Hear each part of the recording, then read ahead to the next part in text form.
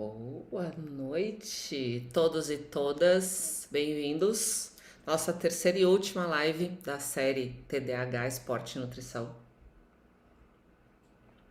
Vou esperar todo mundo entrar aí para. Oi, filho. Filho, bota o link do YouTube aí para eu fixar, para quem quiser entrar. Se bem que não vai ter slide hoje, não precisa, né? Quem quiser ficar por aqui. Boa noite a todos, todas, todes. Fixar. Quem quiser assistir pelo YouTube, tá aí o link. Quem quiser já seguir o canal, né? Já se inscrever no canal, porque toda semana vai ter conteúdo agora lá falando sobre esporte, nutrição, educação física. Toda segunda-feira vai ter uma coisinha nova. E hoje a gente vai falar, como eu já disse antes, sobre nutrição no TDAH. E eu vou começar já dando um spoilerzinho que na última aula, na aula que eu falei sobre esporte, eu falei que era a mais importante. Pelo tamanho da diferença que faz o esporte na vida de alguém que tem TDAH. E essa live de hoje, ela é a mais sensível. A mais sensível por quê? Porque diferente do esporte, a nutrição, as alternativas que a gente tem positivas, elas são poucas. Na nutrição, quando a gente fala sobre a alimentação, as que ajudam pouco e ajudam a longo prazo. Eu falei sobre isso ontem lá nos stories, né?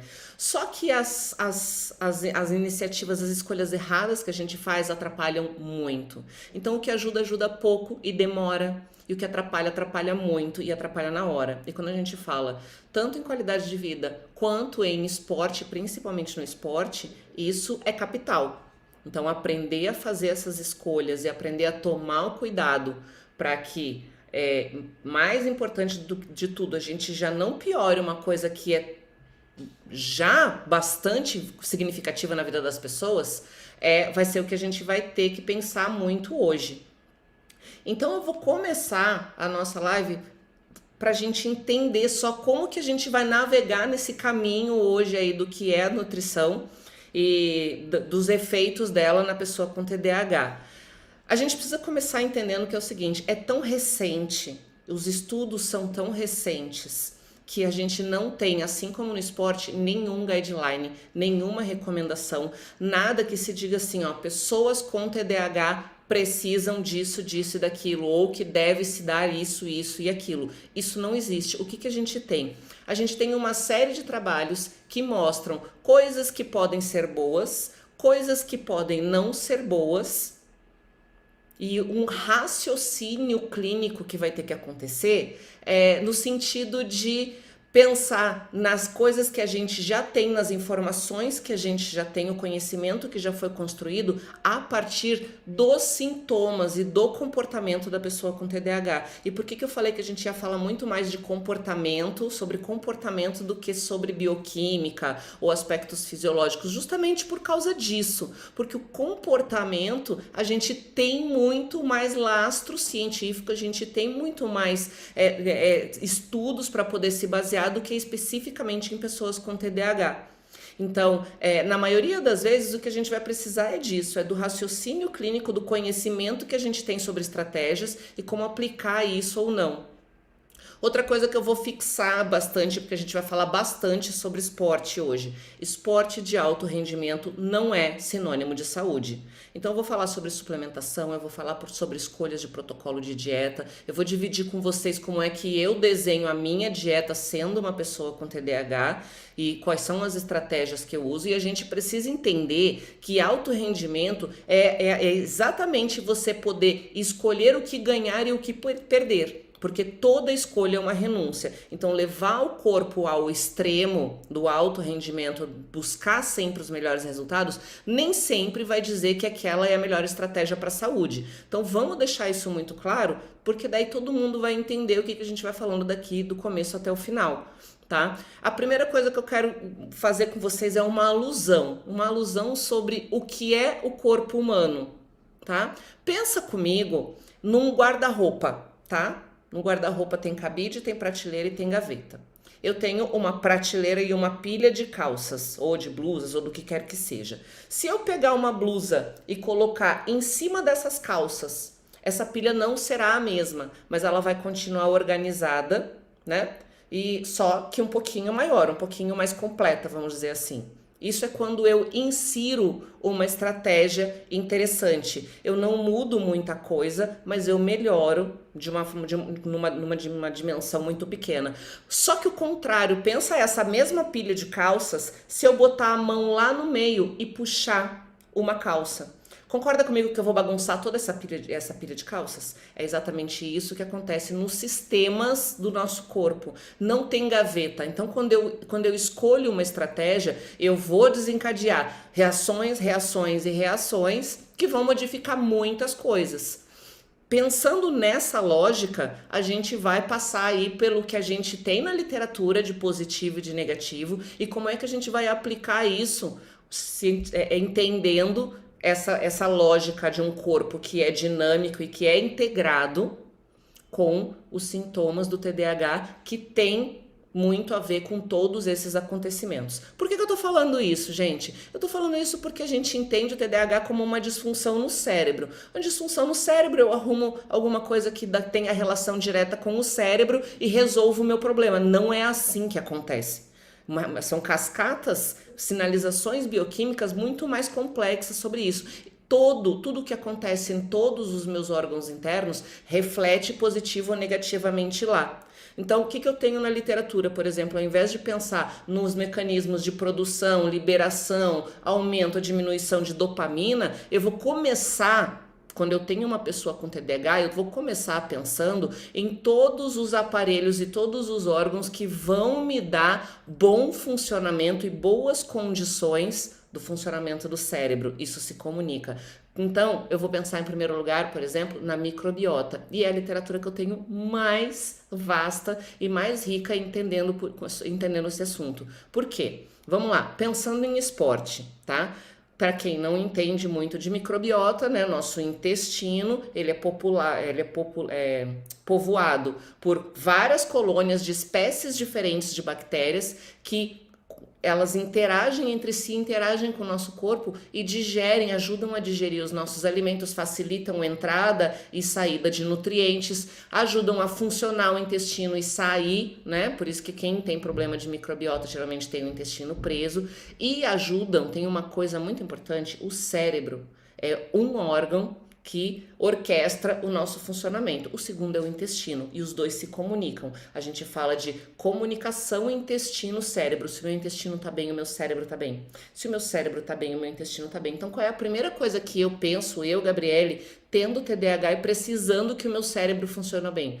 O meu intestino ele tem que estar sempre muito bem. Eu tenho que ter uma alimentação muito bem pensada no sentido de consumo de fibras alimentares. Eu tenho que ter uma preocupação com o consumo de prebióticos, de probióticos. E eu tenho que entender que se isso não funciona bem, e aí eu trouxe, depois eu vou colocar para quem tá no grupo do WhatsApp, para quem tem lá a literatura, já tá com os slides, e depois no canal do YouTube eu vou colocar, vou adicionar lá a literatura. Mas eu tenho, por exemplo, indicativo de uma dependência da comunicação intestino-cérebro para a minha motivação para treinar, como eu tenho da motivação para o dia a dia. E vocês vão entender isso como verdade, porque todo mundo sabe que quando você tá, por exemplo, com o intestino preso, tá com algum problema, né? Fica 1, 2 dias sem ir no banheiro, seu humor muda. Por que muda o humor quando o intestino não tá legal? Muda porque justamente eu não produzo e não libero a quantidade certa de neurotransmissores. Eu diminuo serotonina,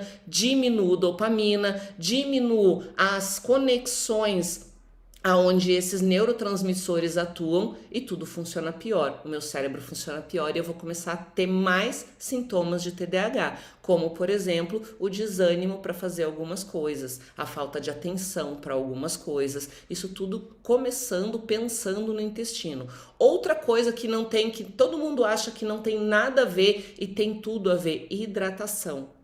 A gente tem trabalhos mostrando, por exemplo, exame de imagem do cérebro de uma pessoa bem hidratada e de uma pessoa mal hidratada. Esse cérebro se desidrata e ele faz menos conexões. Se a gente está falando de uma disfunção que já diminui essas conexões, concorda comigo que se eu piorar esse funcionamento, eu vou ter isso ainda pior? Então, são essas as pequenas estratégias que a gente vai começar daqui até o final. Aí eu vou passar bem rapidinho pela literatura para vocês entenderem como essas pequenas coisas aparecem rapidinho, mas todas elas são mudanças que, na verdade, nem deveriam acontecer. Por quê? São coisas que a gente deveria pensar no nosso dia a dia, já devia ser normal. Uma alimentação rica em fibra já devia ser comum. Uma alimentação, uma hidratação a contento já deveria ser comum. Só eu cuidando disso, eu já tenho muito menos chance de que o TDAH interfira na minha vida e na minha prática esportiva. Claro, eu vou falar primeiro de pessoas não atletas, e a gente consegue extrapolar isso, e a literatura fala muito de criança, então a gente vai falar muito de criança, né? E depois a gente vai passar para a parte do esporte, que é o que eu tenho certeza que a galera quer saber mais, tá? Então vamos pegar só nessas estratégias mais simples primeiro, e aí a gente vai deixando mais complexa a nossa conversa conforme for desenrolando aqui a história.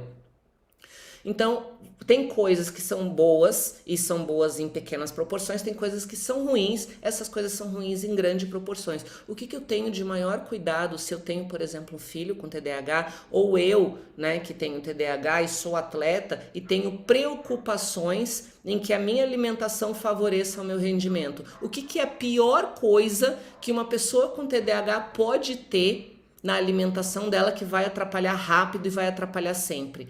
Açúcar e alimentos de alto índice glicêmico, não alimentos naturais, ultraprocessados, condimentados, corantes, conservantes. A gente tem muita coisa na literatura falando sobre isso, mas o açúcar especificamente, a gente vai dar uma atenção especial agora. O que acontece, gente? O cérebro do TDAH não é um cérebro que procura e se apega muito facilmente a recompensas de curto prazo. Pensando em alimentação, qual é a recompensa de curto prazo mais abundante e fácil que eu tenho? Não é o açúcar? E eu vou falar que não é só para quem tem TDAH, para qualquer outra pessoa, porque a ação no cérebro é a mesma, tá? O que muda para quem tem TDAH e não tem é a dimensão com que isso acontece. Mas por que é ruim a gente ter um consumo constante de alimentos ricos em açúcar, açúcar adicionado na nossa alimentação? Cara, você vai atuar exatamente naquele mecanismo da recompensa. Vai liberar um monte de dopamina para este comportamento, para o consumo do açúcar. Para os outros alimentos, não. Então você começa a ter, por exemplo, se eu tenho uma criança com TDAH, cada vez que ela tem um problema e a gente recompensa, né, a criança com doce, essa é uma mania muito antiga, muito cultural nossa.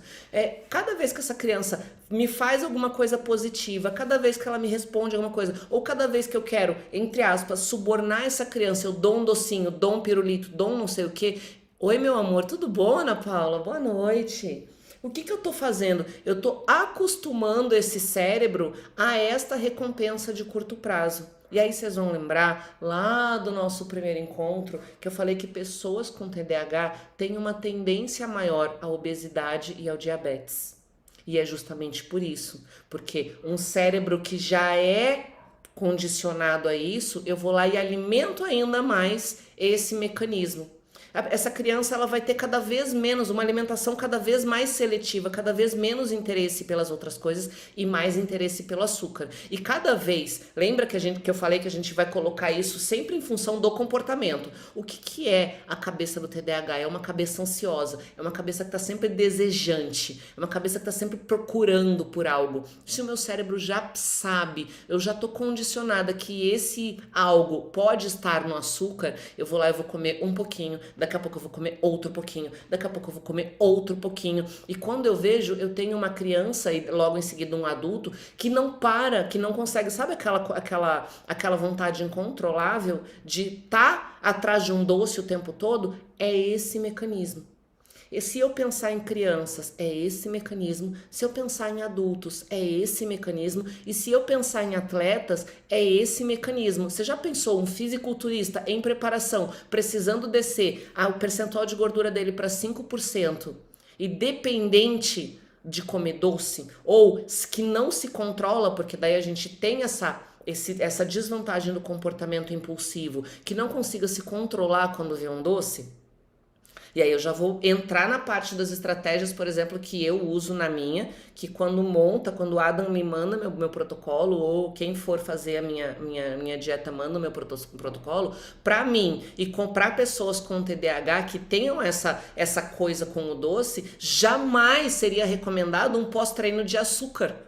A gente adora aquela insulina que entra, a gente adora aquele que anabólico a mais que a insulina vai dar. Mas aquelas 20 gramas de doce de leite nunca vão ser 20. Aquelas 20 vão virar 30, vão virar 50, vão virar 100. Dependendo do meu estado de controle emocional, eu não vou conseguir comer uma colherzinha, entendeu? Então é melhor não ter. E para criança, que é a gente que controla o que dá para ela, não ter esses alimentos dentro de casa é a melhor coisa. Não quer dizer que você nunca vai dar ou que você vai proibir a sua criança de comer, mas quanto menos acesso ela tiver e mais acesso ela tiver às outras coisas, aos outros alimentos que vão favorecer o desenvolvimento cognitivo dela e esse controle emocional, muito melhor. Como, por exemplo, eu acabei de falar de microbiota. Olha como as coisas se encaixam. Eu acabei de falar de microbiota. Ao invés de eu dar um doce, eu dou uma fruta. Essa fruta tem o gosto doce, porém ela tá lotada de fibra alimentar que vai nutrir aquela minha microbiota. Eu vou adaptar essa criança com o paladar da fruta, mais docinho, mais azedinho, e não com aquele excesso de doçura que é um pirulito, uma bala, um chocolate. Ela vai ter um paladar mais natural, e ao mesmo tempo vai estar nutrindo a microbiota dela, que vai fazer essa comunicação intestino-cérebro e reduzir esse comportamento impulsivo. Outra coisa, o açúcar, além disso, ele vai levar, e eu já mostrei, eu já publiquei aqui, tem um tempo eu publiquei no Instagram essa pesquisa, que mostra que pessoas que comem alimentos muito ricos em gordura saturada e em açúcar tendem a desenvolver comportamentos mais depressivos e mais desmotivados. O que é isso? É exatamente o mesmo mecanismo. Eu tenho uma diminuição da minha produção da dopamina, eu tenho uma diminuição dos meus impulsos de atividade e eu tenho um estímulo ao comportamento mais sedentário, da recompensa imediata. Então não vale a pena. As duas coisas mais importantes que tinha para falar eu já dei agora no começo, que é para a gente começar a pensar. Como tem um boom agora de diagnóstico, um monte de criança, né, sendo diagnosticada e as pessoas sem saber o que fazer, começa pensando nisso, começa pensando em oferecer o mínimo de doce, o mínimo de bebida açucarada, e aí depois eu vou botar, tá, já no videozinho aqui do YouTube, a referência para vocês entenderem o quanto isso é ruim, porque ela vai aumentar a minha aversão ao exercício, a minha aversão às atividades do cotidiano e vai aumentar também a minha dependência das coisas que me proporcionam um prazer imediato, recompensa imediata, no caso, esses alimentos. E aí, de novo, né? Vocês sabem que eu adoro uma meta-análise, eu sou a cadelinha da meta-análise. Eu busquei uma meta-análise que fizesse justamente isso e com criança, porque, né, a maior preocupação que a gente tem com TDAH ainda é com crianças. E eles buscaram vários artigos que traziam assim, ó, a relação do consumo do açúcar ou de alimentos açucarados e bebidas açucaradas e os sintomas do TDAH. Então, desatenção, hiperatividade, problemas de socialização, déficit cognitivo, e todos eles apresentaram maior sintoma com aquelas crianças que comiam muita quantidade de açúcar e bebida açucarada. Então a gente não tem dúvida que esse é um grande cuidado que tem que ser tomado, é uma coisa que a gente precisa pensar muito, principalmente entendendo esse nosso comportamento social. Oi, meu amor, você chegou cedo, que bom, gente, Silvinho chegou, meu querido assistente. Esse nosso comportamento social tão é bonito, mas assim, que a gente precisa repensar, de demonstrar afeto com açúcar. Para essas crianças isso pode não ser afeto, isso pode estar sendo um prejuízo que a gente não percebe, mas que vai prejudicar ela bastante a curto e a longo prazo. Outras coisas que a gente precisa saber, que eu falei lá, oi Ana Paula e o Silvio, ó, sempre presentes. Que a gente falou lá no nosso primeiro encontro. Tem algumas coisas que são marcadores bioquímicos que são bem encontrados no TDAH, mas que não necessariamente melhoram os sintomas de TDAH. Mas pessoas com TDAH têm marcadores diferentes. Por exemplo, magnésio. Por exemplo, ferritina. A gente sabe, eu mostrei para vocês lá naquele primeiro encontro, que pessoas com TDAH tendem a ter menos magnésio, menos ferritina sérica, né? Dá para suplementar? Dá. Tem alguma coisa na literatura que me traz. Essa suplementação, presta atenção, essa suplementação vai melhorar o TDAH? Não necessariamente vai melhorar esses desníveis, essas deficiências que já são naturais dessas pessoas. Então, eu trouxe um trabalhinho para vocês que colocou magnésio com vitamina D nas crianças com TDAH. Teve uma melhora, mas uma melhora bem pequena, que nem eu tô falando para vocês, tá? Então, nos sintomas, a longo prazo, acabou acontecendo essa melhora, mas numa amostra assim, que muitas crianças não tiveram nada, muitos sintomas não tiveram nada. Então, o que é interessante da gente entender desses marcadores? Uma criança ou uma pessoa com TDAH, quando passar pelo médico, quando passar pelo nutricionista, precisa fazer outros exames, precisa fazer medição dessas carências. Havendo ou não, ela vai precisar suplementar. Não necessariamente para melhorar as condições do TDAH, mas pode ser que aconteça. Vocês entenderam como as estratégias que são positivas são enroladas?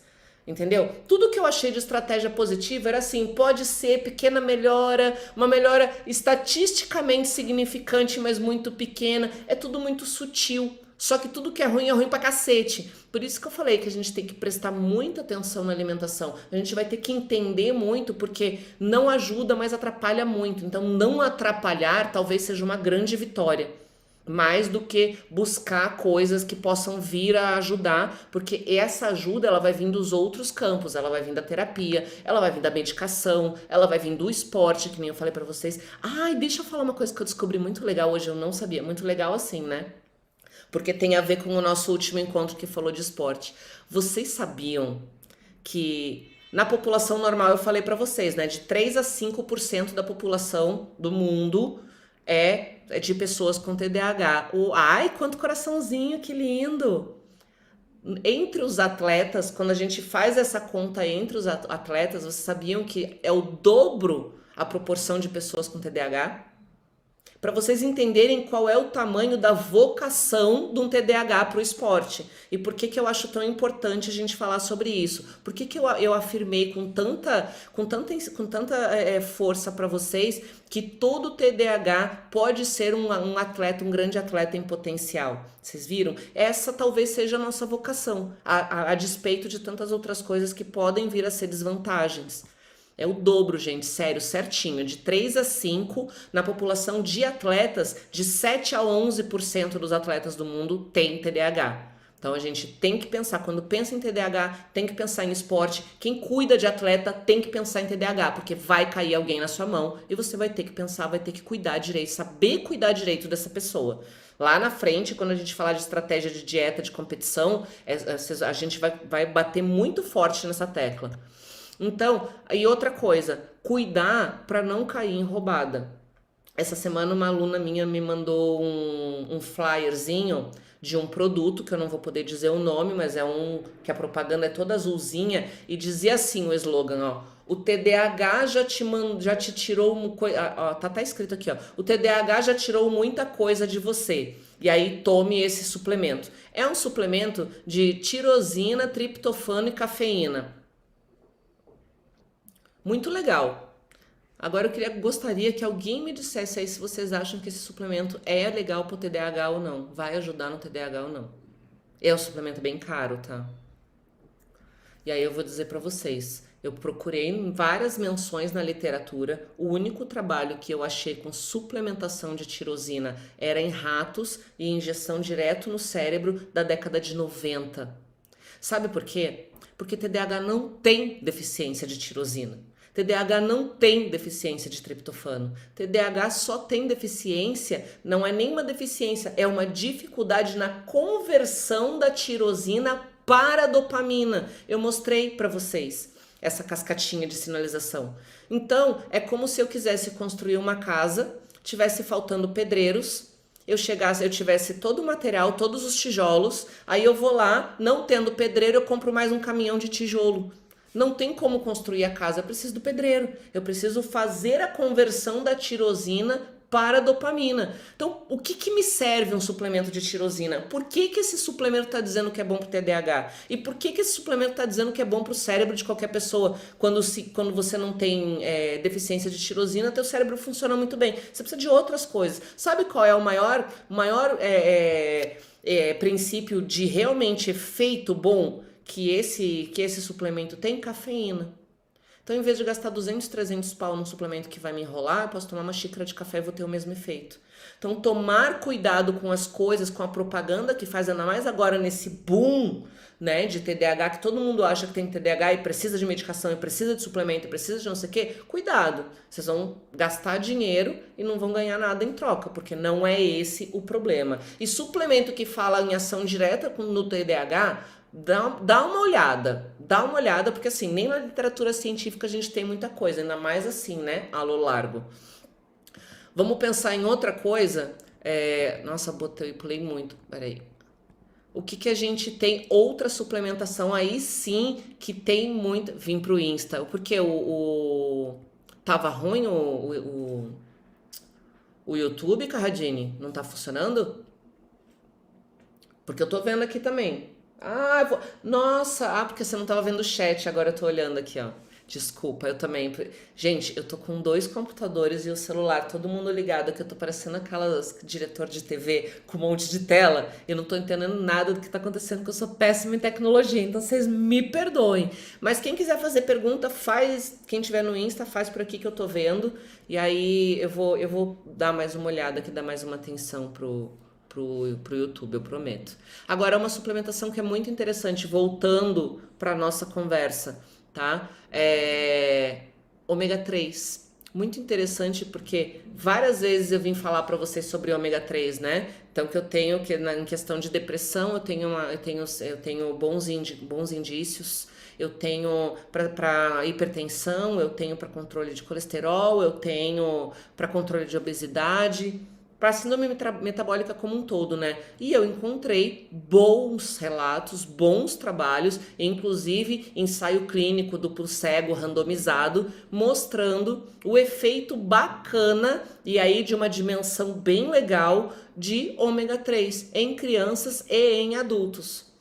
Então vale a pena. É uma coisa assim, que já todo mundo, quando a gente falar sobre protocolos de alimentação e sobre escolhas alimentares, né? Vou falar de dieta mediterrânea. É uma coisa que, como é a mais estudada, né? É uma coisa que todo mundo deveria ter. A gente já sabe hoje que a gente deveria ter um consumo de peixe maior e não temos. Essa suplementação com ômega 3 parece ser bem interessante. E cabe para todo mundo, é óleo de peixe, né, gente? Então vai bem para criança, vai bem para adulto, vai bem para idoso. Tem bastante literatura que mostra a diminuição do processo neurodegenerativo em relação à idade. Vou lá comprar uma tainha para resolver o problema. Ai, o direto da fonte é bem melhor, né? Queria eu ter uma tainha fresca aqui. É horrível comer peixe nessa cidade, gente. Ai, como é triste. Essa parte de São Paulo é muito triste, viu? Peixe e fruta aqui, só Deus na causa. Pra gente que vem de lugares que tem, né, coisa de qualidade, assim, que não foi amadurecida na porrada, que não tem gosto de água. Vocês não acham que as frutas aqui têm gosto de água? Eu acho. Bom, vamos passar, então, para a parte do esporte. Então, a gente está falando sobre suplementação, eu vou passar para uma suplementação mais pesada. Eu falei para vocês que o que a sardinha inclui, Carradine. Sardinha inclui, atum inclui, tem um outro peixe que eles chamam de pescadinha, assim, que inclui também peixe do mar, qualquer peixe do mar, tá? De preferência de água gelada mais profunda, mas qualquer peixe tem, só muda a quantidade. E ter certeza que ele não é de aquário, né? Porque a galera hoje faz peixe de mar na criação e aí não é igual. Mas suplementar é tão baratinho, gente. É tão baratinho, ajuda em tanta coisa, eu acho muito legal. Eu sou muito, muito, muito favorável ao ômega 3, de verdade. Agora é o seguinte, passando dessa parte de suplementação nutricional, acabou, tá? Era tudo isso que eu tinha na literatura, juro. Por isso que eu falei que eu ia passar rapidinho e ia falar mais das estratégias no final, porque não tem literatura, não tem estudo, é muito pouco, é muito recente. Tem uma galera esperando pra falar de bolas, né? Quem tá esperando aí pra saber? Tem uma pergunta aqui, deixa eu ver. Qual é a fonte de tirosina? Fonte alimentar? Putz, Silvio, de cabeça agora eu não lembro. Eu até olhei essa semana, mas eu não lembro. Se eu não me engano, tem alguma coisa no couve-flor, tá? É, Vou ter que dar uma olhadinha depois e te falar. De cabeça não tô lembrada, não. Mas você procura na internet fonte de tirosina, vai ter um monte. Mas é porque assim, ela é um aminoácido não essencial, né? A gente produz só pela alimentação natural, é daqueles que a gente sintetiza no nosso próprio corpo sintetiza. Então você sempre tem, é só ter uma alimentação balanceada que vai ter, entende? Não precisa comer nada mais rico nem nada. Você produz. É igual glutamina, é igual quase tudo, assim, nesse sentido. Bom, vamos lá. Esteroides anabolizantes. Tem trabalho sobre esteroides anabolizantes e TDAH? Tem. Tem. E aí a gente vai raciocinar junto, gente. Vamos lá.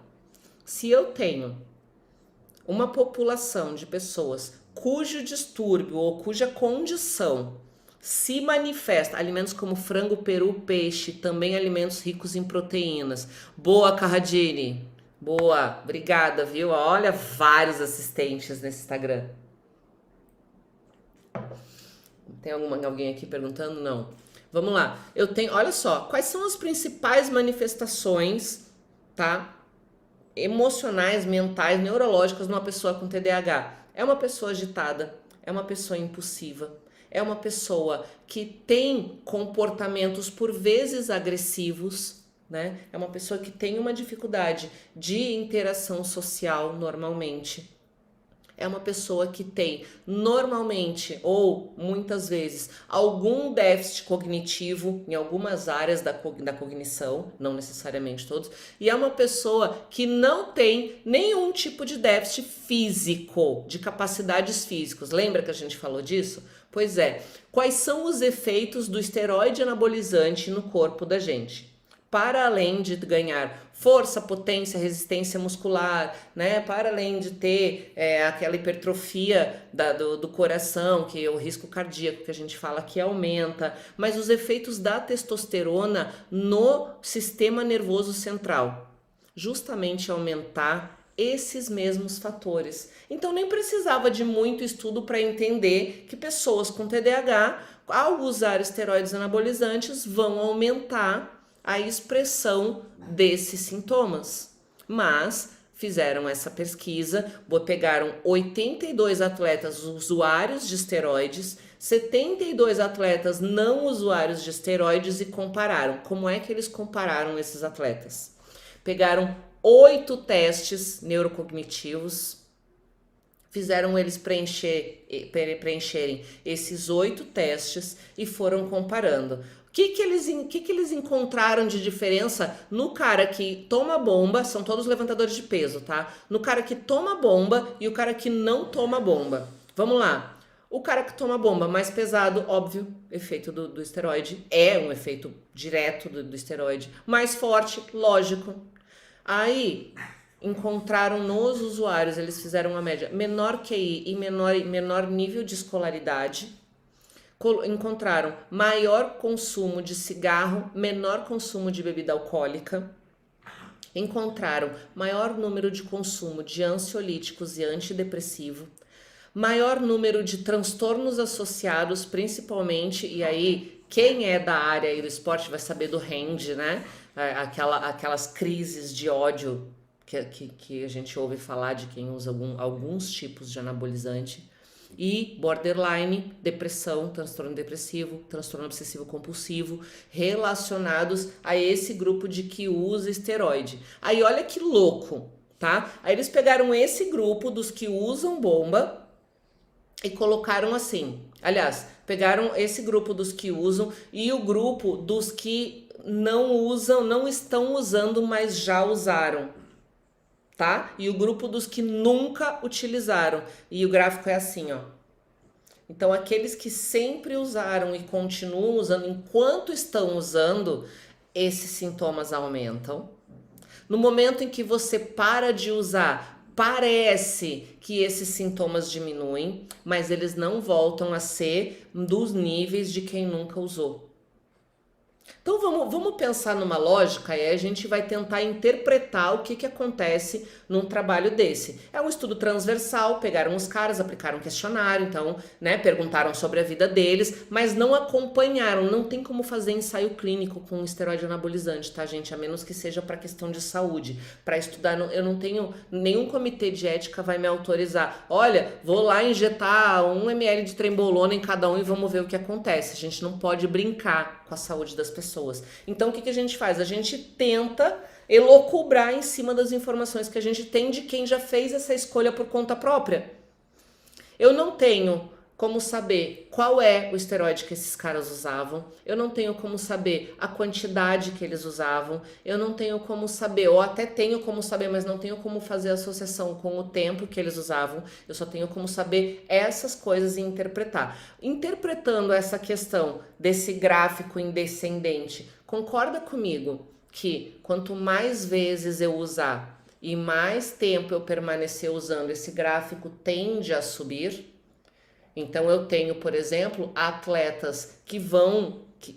Aqui no país não há regulamentação para isso. Que país? Você não mora no Brasil não, Carradine? No Brasil tem sim, viu? O Comitê de Ética que é bem chatinho para fazer pesquisa e eu não conheço nenhum país que não tenha. Para produção científica eu não conheço. Se for assim, me conta que a gente já quer saber uma fofoca, que já vamos morar aí. Mas então, concorda comigo que eu tenho como entender que essas pessoas lá a longo prazo, que eu já tenho um envelhecimento, um processo neurodegenerativo, que eu já tenho a tendência aqui, mora no Brasil? A tendência à piora desses sintomas. E eu ainda tenho esse fator agravante, provavelmente vou ter grandes consequências no futuro. E aí eu volto a dizer para vocês, se eu não tenho com população normal pesquisa com idosos com TDAH, muito menos idosos usuários de esteroide. O que eu estou querendo dizer com isso? Eu comecei a nossa conversa afirmando: esporte de alto rendimento não é saúde. Toda pessoa, quando ela faz a escolha de ser um atleta de alto rendimento, ela já abriu mão, ela sabe que ela vai pagar o preço. E o que acontece? Quando eu for fazer essa escolha, e nós, e profissionais da saúde em geral, deveriam saber que a nossa obrigação não é julgar. A nossa obrigação é acolher essas pessoas e tentar ajudar da maneira que nos for possível. Se é uma escolha dessa pessoa, a minha obrigação é respeitar. No máximo eu posso dizer, não trabalho com usuários de esteroides, mas eu não vou julgar, eu não vou criticar, eu não vou condenar, não é essa a minha função, nem minha e nem de ninguém. Então o que dá pra gente pensar nesse sentido? Dá pra gente pensar que durante este tempo vamos elaborar o máximo de estratégias possíveis para diminuir os efeitos dessa piora que a gente já imagina, ou já, né, a gente já pode fazer uma associação aí que vai acontecer, e só pensando, né, pensando nos sintomas do TDAH, pensando nas consequências, nos sintomas de quem usa esteroide anabolizante que tem a testosterona muito mais alta, a gente já podia imaginar, a gente só tem uma confirmação pela literatura. Então o cara fez a escolha de usar esteroide, já vai procurar, sabe, meios de diminuir os efeitos. Já saiba que eles vão piorar. Então saiba que vai piorar tua média, tua capacidade cognitiva. Sabe que você vai ficar mais irritado. Sabe que você vai ficar mais impaciente. Saiba que vai ficar mais desatensivo. E, claro, cada pessoa vai ficar mais ou menos dependendo do que toma, da quantidade que toma. Mas saber o monstro que a gente vai enfrentar é muito importante desde o começo do processo. Por quê? Porque não são estratégias comportamentais. Então, quando for me dar uma rente, quando eu for explodir, quando for me dar uma loucura, eu tenho que ter na minha cabeça, não sou eu, são os hormônios. Calma, segura, respira, conta até 3, aumenta a sessão de terapia, toma os calmantes lá, os caras tomam calmante, né? Procura sempre ter acompanhamento. Todo atleta deveria ter acompanhamento psicológico. Essa é a minha opinião. todo atleta de alto rendimento deveria ter acompanhamento psicológico full time. Full time, porque só a gente sabe a sobrecarga emocional que é estar competindo no fisiculturismo. Então não preciso dizer para vocês assim, porque são 6, 8, 10 meses no ano que a gente passa vivendo o esporte 24 horas por dia. E ninguém presta atenção nisso. É diferente de um jogador de futebol, é diferente de um jogador de basquete. O fisiculturista, ele é fisiculturista 24 horas por dia. No esporte eletrônico, nas ORGs já colocam como obrigatório no staff ter um psicólogo. Tem que ter. E esse acompanhamento tem que ir até o final, porque deixar de ser atleta também é uma sobrecarga emocional. Porque o atleta, no final das contas, ele só sabe fazer aquilo, ou pelo menos ele escolheu só aquilo para a vida dele. E quando você perde isso, você perde meio que tudo, perde o seu alicerce. Então, é muito difícil essa lida, né? Agora, você imagina tudo isso potencializados com o TDAH, que nos deixa mais sensíveis, potencializados com o uso de esteroides que aumentam ainda mais esses efeitos, potencializados, às vezes, com o uso de outras drogas e substâncias que a gente sabe que existem. Então, é uma coisa que precisa haver muita atenção nisso. Não é uma crítica, é o meu esporte que eu amo, não é uma crítica mesmo, como eu falei, são escolhas, mas são escolhas que merecem uma atenção especial, que merecem um cuidado especial e que merecem principalmente muito mais respeito dos profissionais da área da saúde. Porque a pior coisa que tem é você saber, né, que você fez a sua escolha, você sabe que vai pagar o preço e ainda tem que ficar dando satisfação para quem não tem nada a ver com a sua vida, sabe? Que deveria estar te ajudando. Então é bem complicado. Graças a Deus a gente está evoluindo, graças a Deus tem muito profissional, muito nutricionista, muito médico, muito endócrino, muito neuro, muito psicólogo do esporte que já conseguiu chegar nesse nível de compreensão do respeito, né, pelo atleta, pela profissão de atleta, é uma profissão, é um meio de vida, e pela necessidade que a gente tem de atender outras demandas mais densas, mais pesadas. E aí, vamos falar então da alimentação? Vamos voltar? Como é que eu penso? Entendendo tudo isso, tá? Então, vamos falar na minha área, que é a que eu entendo mais. Eu tenho na literatura experimentos, trabalhos de revisão, Ritalina mais Durideca. Tem alguma pesquisa sobre essa combinação? Carradine, a pesquisa ela fala só sobre usuários de esteroides ou não usuários. E é por isso que eu expliquei. Porque não tem como eu fazer experimento.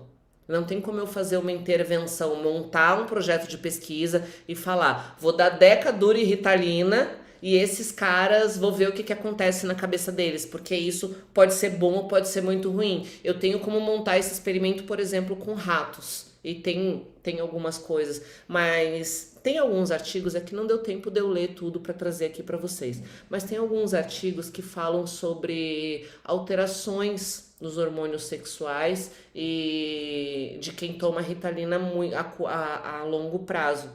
E aí eu vou dar uma gota de esperança aqui para vocês, né? Porque pode ser que o esteroide seja um adjuvante para diminuir, para minimizar essas modificações na produção dos hormônios sexuais. Mas eu tenho que pesquisar mais, é só uma suspeita. Os artigos estão abertos ali, eu ainda não li, então eu não estou afirmando. Quem quiser brigar comigo, deixa eu brigar depois que eu leia e a gente discute em pé de igualdade.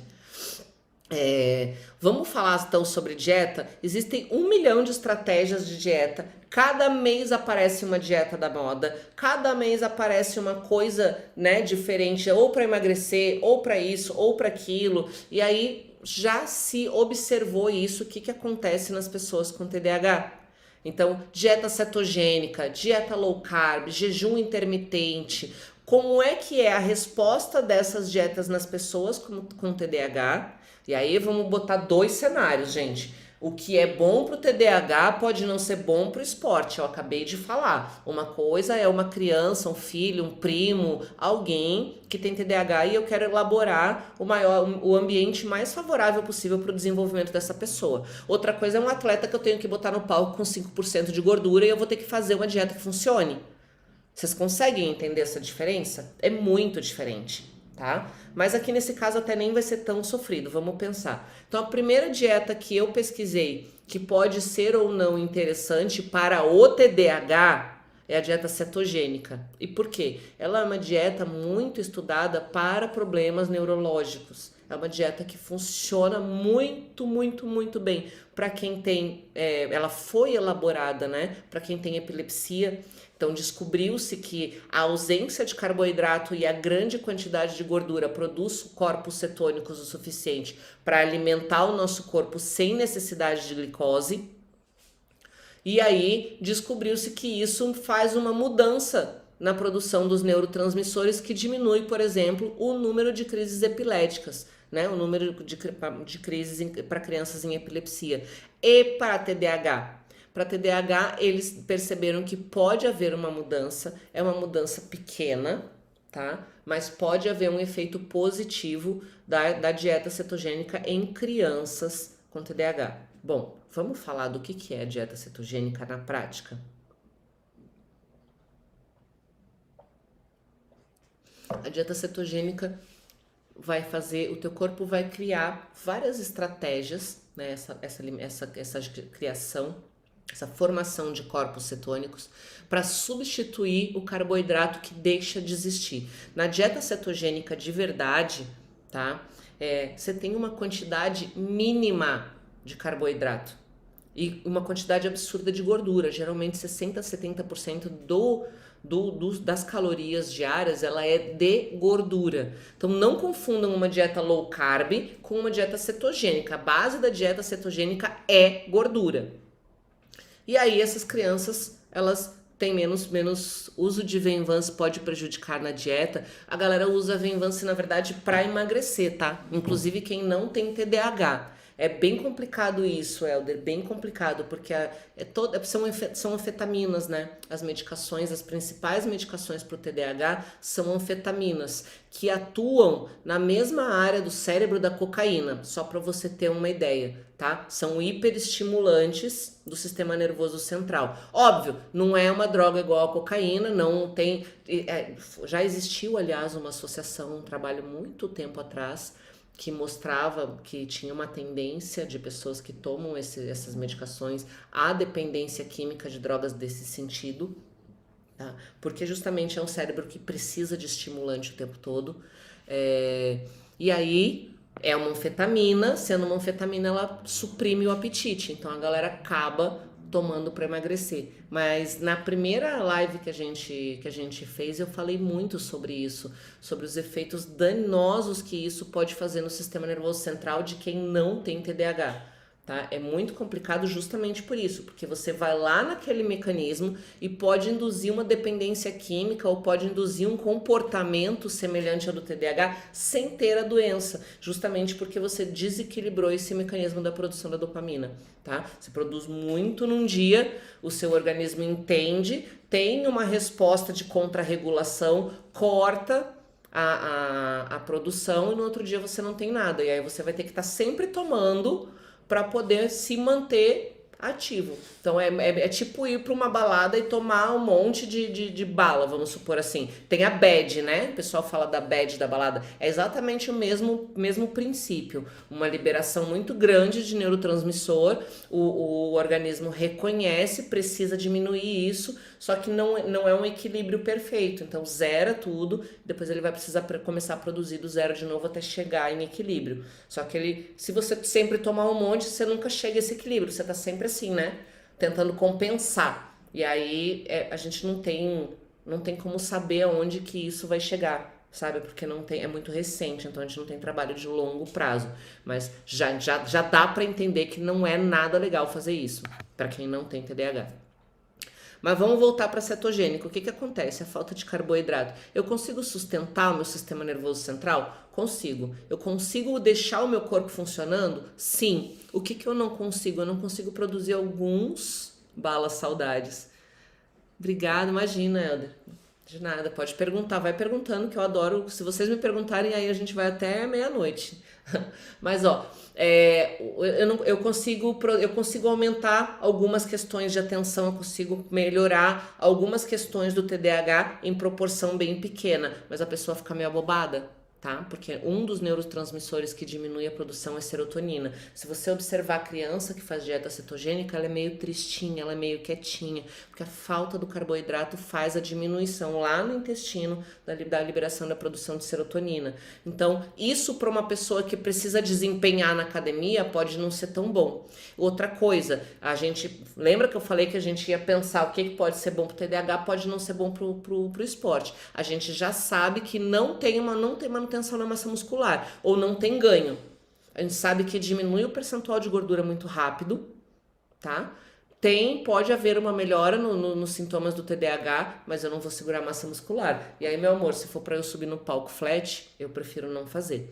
O que daria para pensar, tá? Vamos pensar numa montagem de um programa de longo prazo, numa preparação de um atleta. Eu consigo adotar essa estratégia no começo do cutting por um período curto, depois no meio do cutting por um período curto, depois no final do cutting, alternando com outros protocolos para manter a massa muscular desse cara alta?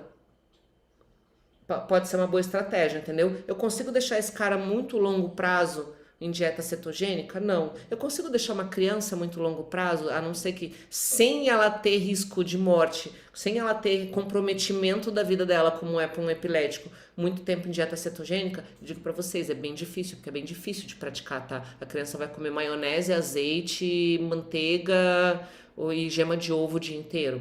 É mais ou menos isso.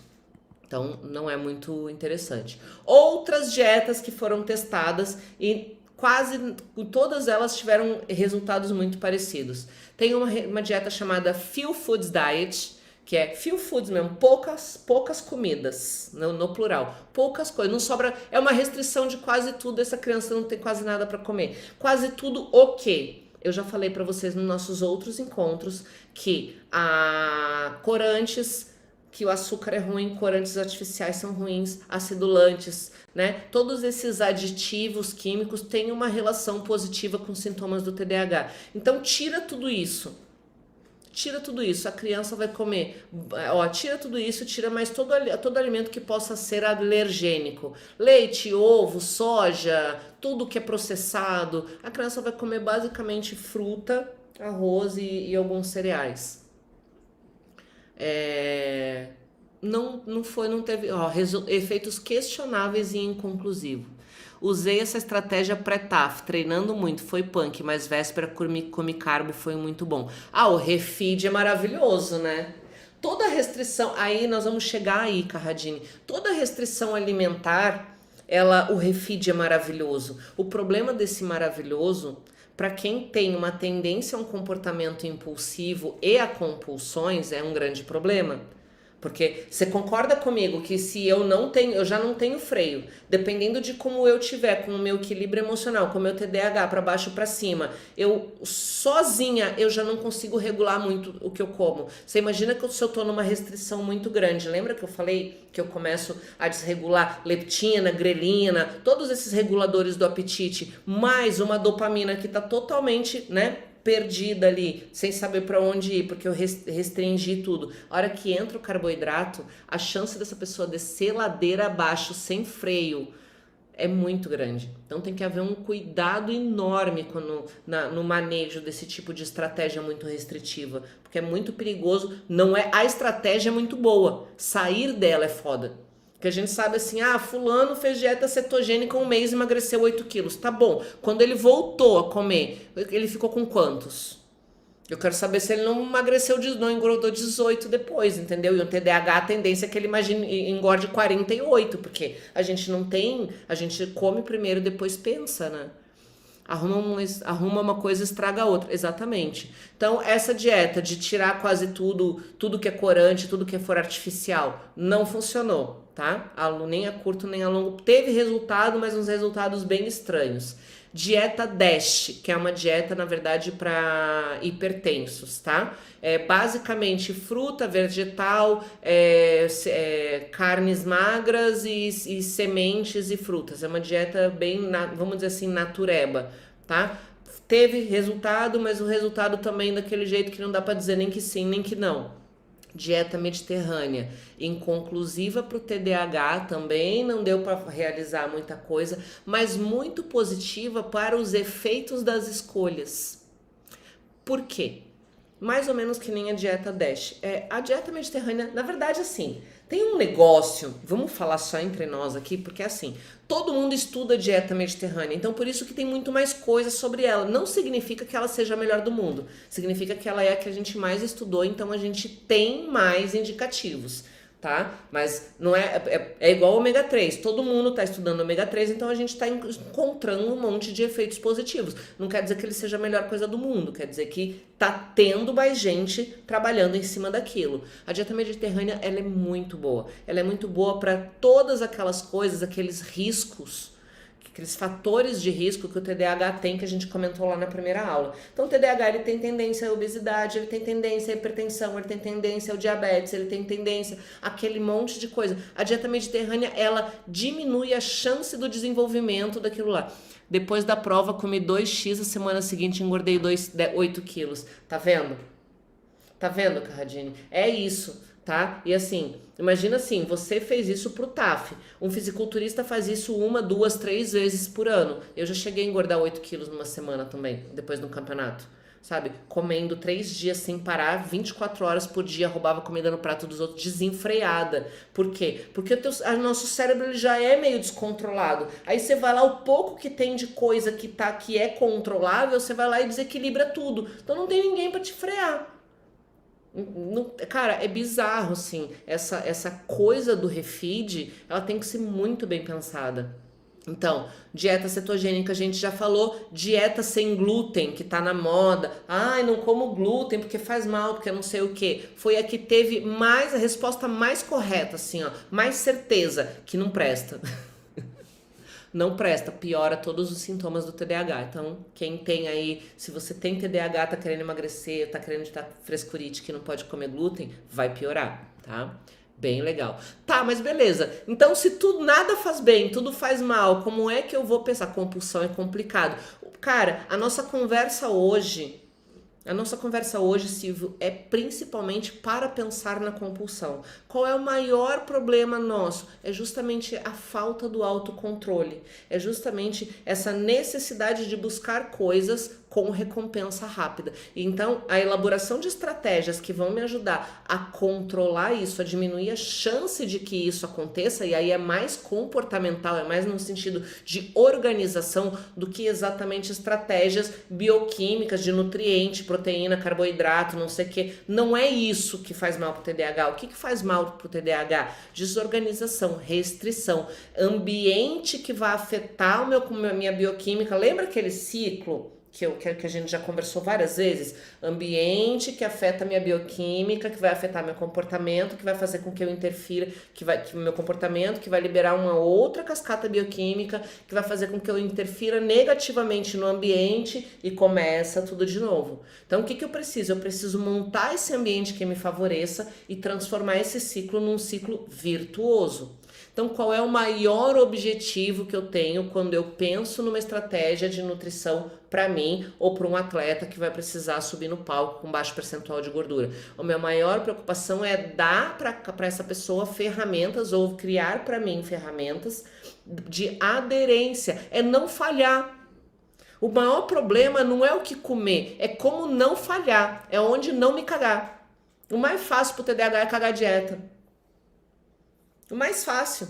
Passou ali, estressou, bateu, não sei o que, quando você vê, você comeu o dobro, que nem eu falei. Estratégia de doce pós-treino funciona pro TDAH? Não, não vai funcionar. Por quê? Porque eu não vou comer 20 gramas.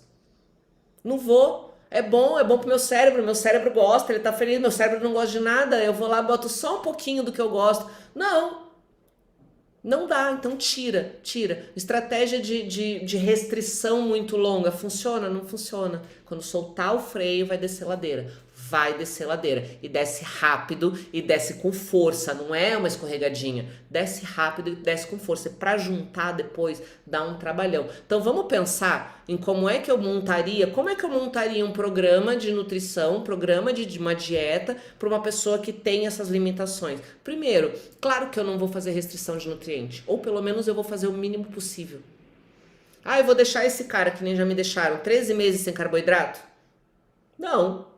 Ah, eu vou deixar esse cara, vou fazer zero gordura? Não. Ah, eu vou fazer 500 calorias por dia? Não. A dieta boa para quem tem TDAH, ou a dieta boa para quem tem problema com comportamento, quem tem descontrole, é a dieta com uma restrição curta e a mais longa possível. A maior preparação possível com a menor finalização possível.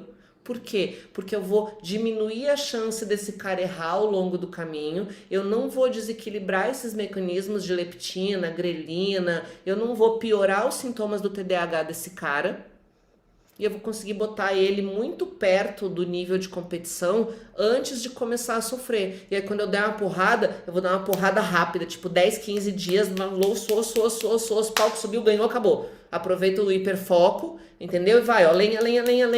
Finalização de que 10, 15 dias. E até lá, se eu tiver que ficar 6 meses emagrecendo, eu vou ficar 6 meses emagrecendo. Então, preparação longa. Não existe preparação hardcore para quem tem TDAH. Até existe, você vai ganhar um campeonato, depois vai ficar 2 anos. Eu já fiquei 2 anos, gente, me recuperando de campeonato. Não é legal. Não é legal. Você fica 2 anos tratando distúrbio alimentar que ficou de uma preparação mal feita ou mal pensada, sabe? Não é bacana. Eu sendo atleta, eu quero estar sempre competindo. Eu quero estar sempre em condições de, pelo menos, as pessoas enxergarem que eu sou atleta. E não ser uma gordinha que de vez em quando consegue botar um shape, sabe? É muito diferente. A gente falou lá no começo do acompanhamento psicológico que o ser atleta é muito importante. Né? O atleta, ele tem isso como um alicerce da vida. Não dá pra tirar isso do cara. Isso é importante, isso é a vida da pessoa. Isso é o sentido da nossa vida. Então, como é que eu vou, sabe? Não tem como, não tem como. Então, vamos lá. Outra coisa, quanto menos medicação, quanto menos eu interferir em coisas que vão relacionar, que vão mexer no sistema nervoso central dessa pessoa, melhor. É legal colocar T3 e T4 para alguém com TDAH? Não, a gente já é irritado. Já tá tomando bola, já tá mais irritado, daí bota o T3, aí fica mais irritado. Beleza, se eu for uma atleta que vivo só disso, recebo patrocínio só pra competir, suave, fico trancada na minha casa, espancando as paredes. Agora, se eu sou uma pessoa que tenho família, que tenho vida, que saio na rua, que preciso me relacionar com os outros, como é que eu vou ficar com o meu sistema nervoso à flor da pele o tempo todo? Não tem fim. É muito mais frágil. É um sistema nervoso muito mais frágil. Tem uma série de sensibilidades a mais, então eu não posso dar. Eu vou criar a estratégia natureba. Natureba sim, né? Claro, dentro daquilo que eu consigo. De novo, muita hidratação. Se o Brady que enfia o pé na jaca em março e tá ganhando o jogo em setembro com 40... Só o Brady. Ah, mas tem os outliers, né? Mas ele não tem TDAH. E não é fisiculturista. Vai botar um shape. Vai botar um shape nesse tempo. Com 43. Eu tô com 40 aqui, tô apanhando pra cacete. Com tudo isso que eu estudo, que eu sei, que eu faço, que não sei o que. Eu fico 3 dias sem treinar, tudo despenca. Tudo tem preço. Hidratação. Gente, o máximo de hidratação possível. Eu já falei, o cérebro de quem não tem TDAH já não funciona bem. Você já desenvolve, você já tem menos conexão neural. Você tem menos sinapse. A sinapse fica prejudicada porque é a água, né, que faz sinal, condução elétrica. Eu tenho 2 neurônios, os neurônios, a bainha de mielina deles, a capa protetora. Neurônio, gente, é fio elétrico, tá? Pensa em neurônio assim, um fio elétrico, outro fio elétrico, uma tomadinha, outra tomadinha. Entrou os dois em contato, trocou ali energia, acendeu a lampadinha, beleza? Isso é o funcionamento do nosso sistema nervoso. Capa do fio, gordura, isolante elétrico, certo? Condução, quem faz? Física lá do 2º grau, gente. Água. Se eu não tenho água, como é que eu vou fazer a condução? Entendeu? fica diminuído, fica prejudicado. Aí para um cérebro que já é meio, né? O nosso cérebro já não é aquelas coisas assim, piora muito mais. Evitar jejuns prolongados é legal. A estratégia do jejum intermitente para o TDAH é legal, funciona, melhora o nível cognitivo, melhora o nível de atenção, melhora. É muito legal, tá, jejum? Muito legal mesmo. É uma das estratégias que eu acho mais bacana. Treinar em jejum é outra brisa. A menos que você esteja num jejum muito grande, você ainda não tenha aprendido a se relacionar com a sensação da fome. Daí a sensação da fome tira a tua atenção, né? TDAH, déficit de atenção, você fica pensando na fome e não consegue treinar. Então, no começo é meio complicado para adaptar, mas a partir do momento que você consegue adaptar, o foco é outro. Eu tomo água que tem no café, 2 litros. Olha, gente, 5 litros no mínimo tenho tomado, quantidade certa para você. Faz a continha, 30, 35 ml por quilo por dia. É isso daí. E aí tenha certeza que você tomou essa quantidade. Qual é o único problema do jejum, gente? Só pra gente encerrar a nossa conversa. O problema do jejum é o refeed, né? É o desjejum. Então, programar uma alimentação, eu tô falando que é uma pessoa que tem tendência a se comportar compulsivamente, a começar ai, a Nina, que saudade, sua menina linda. A minha aluninha mais linda. Que é uma pessoa que tem tendência a descer a ladeira sem freio, fazer uma refeição grande, com muito volume de comida, muita fibra alimentar, volume, mas baixa densidade calórica. Então, um monte de legumes, um prataralho de salada, um prataralho de legumes, aí um carboidrato e a quantidade certa de proteína. Esse é o desjejum mais legal para quem fez 12, 16, 18 horas de jejum. E é uma estratégia bem bacana, que vale muito a pena mesmo. E aí é aquela coisa, cada quilo que a gente perde aumenta 100 calorias a nossa fome, se eu não me engano é essa a conta. O treino em jejum pode ser também, por exemplo, do café da manhã às 7 até o treino às 21, ou só vale o jejum entre um dia e outro. O problema do jejum durante o dia é que você vai ter outro jejum durante a noite. Você vai ter, na verdade, uma lacuna aí de quase 24 horas, né, Marcos? Porque à noite você vai acordar à noite para comer. Aí você vai ter uma refeição às 7 da manhã e uma refeição às 10 da noite. É isso que você quer dizer? Não sei, viu? Nunca vi essa estratégia, mas a gente pode ver. Eu posso dar uma olhada, a gente conversa. Mas não sei se vale a pena não. Depois do treino, você vai dormir pesado, vai dormir mal. Não é legal dormir cheio assim. Não gosto. Não gosto. Sabe? Vai mexer na qualidade do teu sono, aí no outro dia você vai acordar mal. Não acho legal, não. O legal de terminar o jejum, de fazer a última refeição, é pelo menos umas 4 horas antes de dormir. Para dar tempo de você digerir, dar tempo de produzir, né, os neurotransmissores que vão te ajudar a dormir, para você dormir tranquilo, não ficar aquele empachado e acordar no outro dia bem. Acho que não compensa, não. Pensando assim junto com você ao vivo, né, no tete a tete. De repente a gente pode estudar melhor isso depois, mas particularmente acho que não vai valer a pena. Então é isso, minha gente. E lembrando, quanto mais magro esse cara tiver, quanto mais quilos ele perder, maior a fome, maior o apetite, maior a vontade de comer, porque o corpo tá entendendo como uma agressão, tá entendendo como uma ameaça à sobrevida. Então, essas estratégias elas vão ter que ser cada vez mais pensadas. Então, mais para frente, talvez seja interessante diminuir o intervalo de alimentação mais ainda. Então, tem vezes que chega perto de compensação de competição, eu como refeição de 100 calorias, mais de 2 em 2 horas. Para estar sempre mastigando alguma coisa, para evitar esses acessos, sabe? Essas beliscadinhas, essas pequenas fugas, porque é o que vai colocar tudo a perder depois. Se a gente está pensando num atleta de competição, isso não pode acontecer de maneira nenhuma.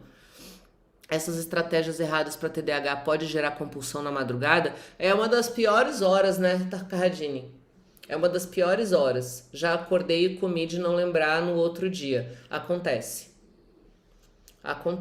E aí, Qual é o melhor mecanismo para evitar isso? É o melhor mecanismo para todas as outras pessoas. Isso não muda para o TDAH, que nem eu te falei. O que ajuda é a mesma coisa que ajuda todo mundo. É você não deixar faltar nutriente durante o dia. Calcular, pede pro, não sei se você tem um nutricionista que te acompanha, mas assim, calcular tudo que você precisa e te fazer um déficit calórico equilibrado, entendeu?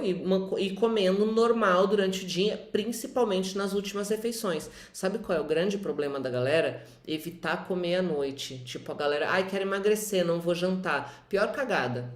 Porque daí acontece essas coisas, entendeu? O cara não janta, mas aí ele tem uma fominha antes de dormir, daí ele pega um belisquinho, aí ele deitou e ficou entediado, aí ele pegou mais um biscoitinho, aí acordou de madrugada com fome, pegou mais um não sei o que. Soma tudo isso, você comeu 3 vezes mais do que seria o seu jantar com arroz, feijão, a carne, a salada e as coisas, que vai dar 400, 500 calorias. Para um cara grande que nem você, tá super bacana, entendeu? É o que normalmente a galera erra. Minhas alunas fazem isso direto, direto, eu fico maluca. Chega na academia contando. Ah, e agora eu tirei a janta, só faço um lanchinho à noite. Vai dar errado. Eu já olho e falo, vai dar errado. Depois você vai me contar. Gente, já deu 1h10 de live. Chega. Tenha mais alguma pergunta? No YouTube não tem. No Instagram, alguma? Alguém? Não? Todo mundo que entrou vai estar entrando e eu já vou dando tchau. Eu quero coraçãozinho de todo mundo para eu poder ir dormir feliz, coração quentinho. Todo mundo me dando coração, me manda beijo. Beijo para vocês. Quem tiver dúvida, quem quiser fazer algum comentário, quem quiser acrescentar, ai, ó, um bem grandão para você. Quem quiser fazer algum comentário, alguma sugestão, quem quiser saber do resto da literatura que eu falei, daquele negócio dos esteroides lá, que eu achei bem bacana, chama, manda mensagem, deixa aqui embaixo, ou deixa embaixo lá onde for publicado, tenho milhares. Vai mandando que eu vou respondendo, manda nos comentários depois, é porque eu prometi que eu não ia passar mais de 1 hora as lives, que eu sou muito tagarela. Mas a gente vai fazer várias outras, tá? Segunda-feira vai ter live, sempre, sempre, sempre. Gente, ó, coraçãozinhos pra vocês, muitos beijos, bom descanso pra todos e até a próxima segunda.